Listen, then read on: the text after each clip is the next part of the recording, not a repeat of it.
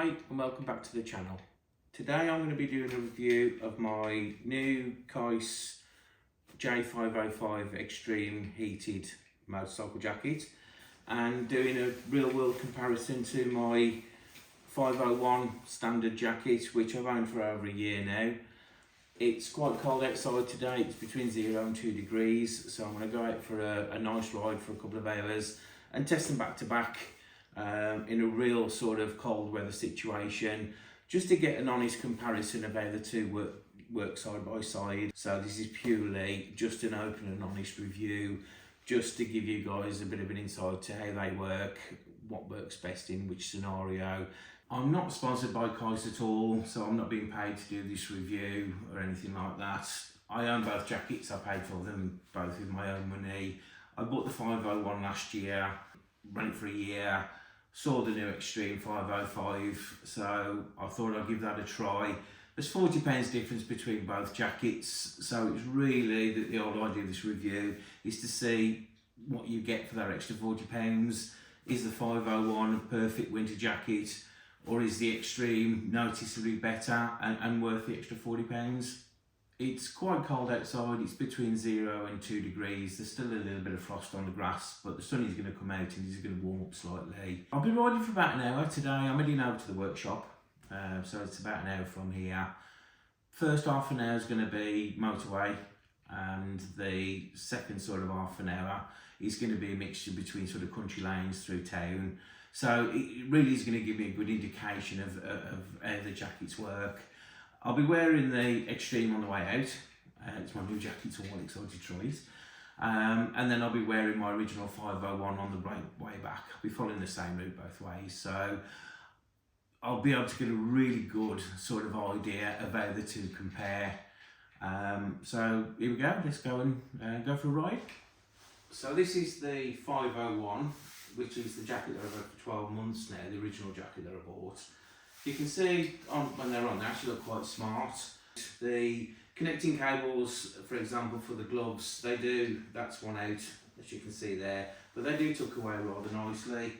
They do recommend that you go for a snug fit, and this is the whole reason why I've moved up to the 505 Extreme, was this jacket, camera might not be picking it up, but it's actually quite loose on my chest. And not that I've had any issues with it, I found it incredibly warm, but if you look online and look at the reviews, people are saying buy one that's a snugger fit for you, which I'm a bit concerned about because I've got a big massive beer belly.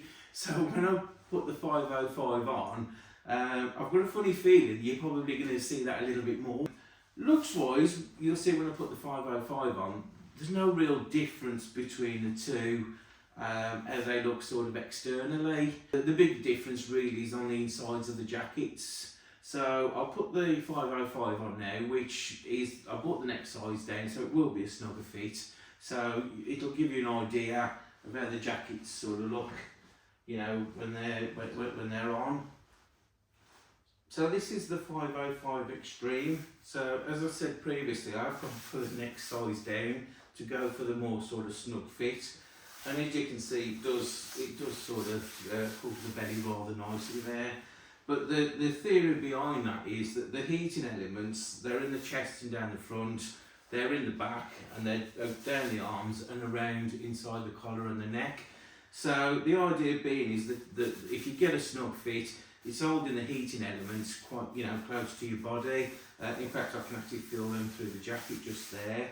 So on the bike, they have got these sort of stretchy sides to them, so I'm hoping that even though it is a snug fit, once I'm sat on the bike, that it is going to move with me and not feel uncomfortable. It certainly doesn't feel uncomfortable now, but obviously I can feel that, you know, it is quite a snug fit there.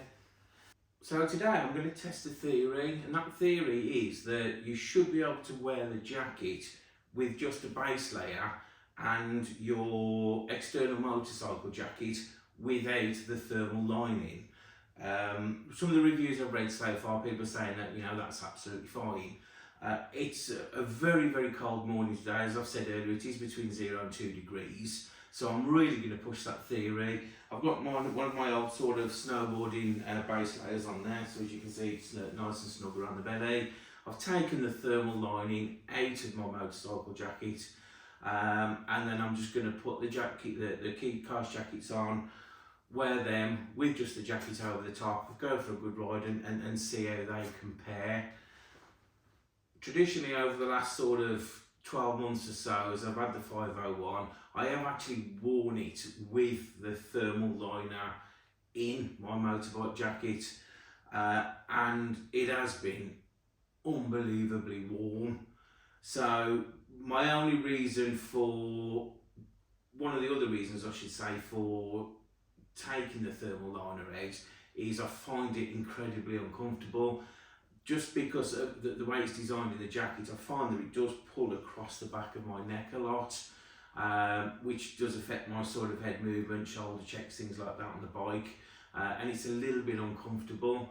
So if this theory proves correct that you can take that thermal liner out and just rely on the heat source from the jacket itself, for me personally, that's going to be a big bonus, because I know I'm going to be a lot more comfortable wearing that big chunky winter jacket on the bike anyway.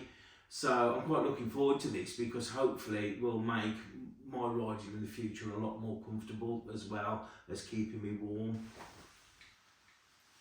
Okay, so I'm back. I've done a couple of hours out on the bike.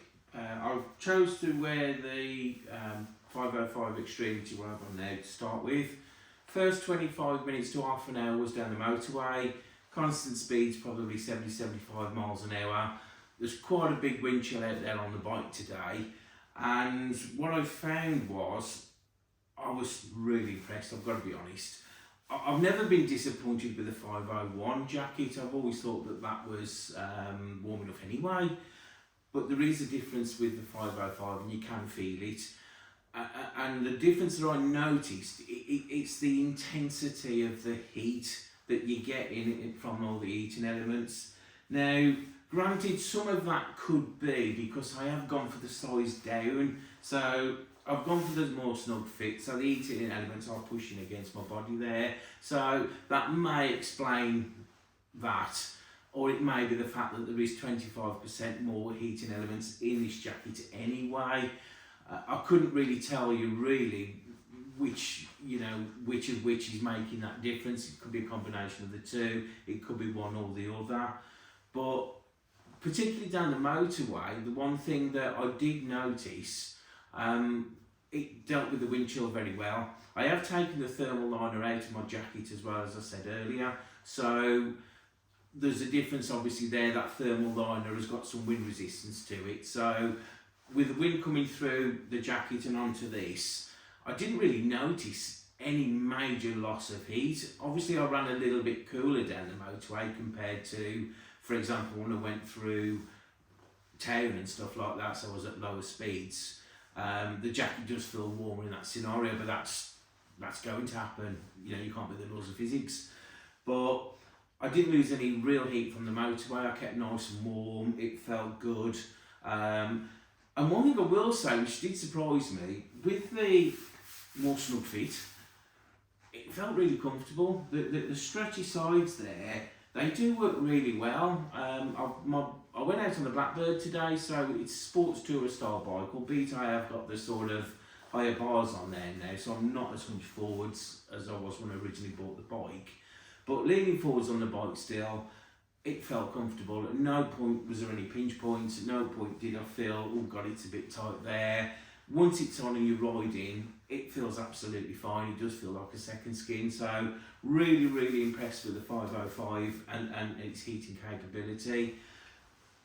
So my return journey in the 501, which I said earlier on the video I've had for over a year now, it's the first time really that I've worn it without the thermal liner in the jacket. With the thermal liner in the jacket, I've always felt it was fantastic. I've never ever been cold.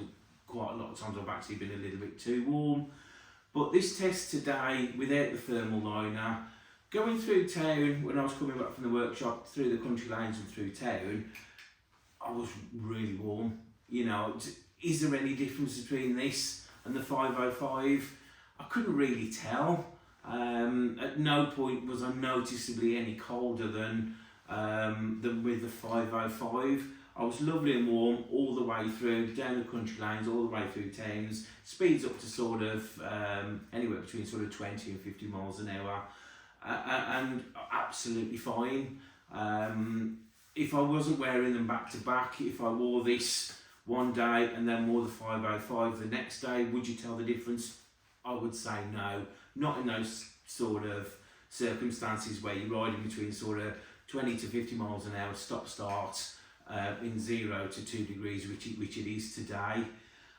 What I did notice when I got on the motorway, and it was the only real difference between the two jackets, without the thermal liner in my motorcycle jacket, I did notice that the wind chill coming through my motorcycle jacket onto my chest, I did feel more loss of heat around the chest area. Around my back and my arms, didn't really notice so much, but across the chest, for me is the one main difference between both jackets is the 505 Extreme does deal with that sort of rush of air onto your chest that little bit better. So to sum up, is there any real difference between the 501 and the 505 Extreme? Really, it's fine margins. The Extreme I found, as I said, there is more of a noticeable intensity to the heat. Does it make you any warmer on the bike or not? It's debatable.